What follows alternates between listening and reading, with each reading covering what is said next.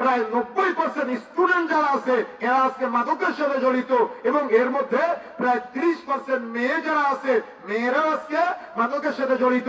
এরা রাস্তাঘাটে প্রকাশ্যে সিগারেট কে ঘুরে বেড়ায়, কেউ কাউকে তোয়াক্কা করে না, কেউ কাউকে লজ্জা করে না। কেন এমনটা হচ্ছে? একে তো তাওহীদের জ্ঞান নাই, একে তো শরীয়তের জ্ঞান নাই, একে তো এদের হারামে শিক্ষাটা দেওয়া হয় নাই।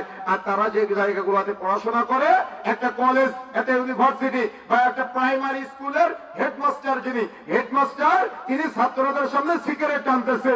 এখন বলেন তো তার যে স্টুডেন্ট গুলো আছে এই স্টুডেন্ট গুলো কি শিখবে? কথা বুঝেন না মনে হয়, কথা বুঝতে পেরেছেন? হেডমাস্টার যদি ছাত্রদের সামনে সিগারেট টানে তো তার যত স্টুডেন্ট আছে তারা কি করবে?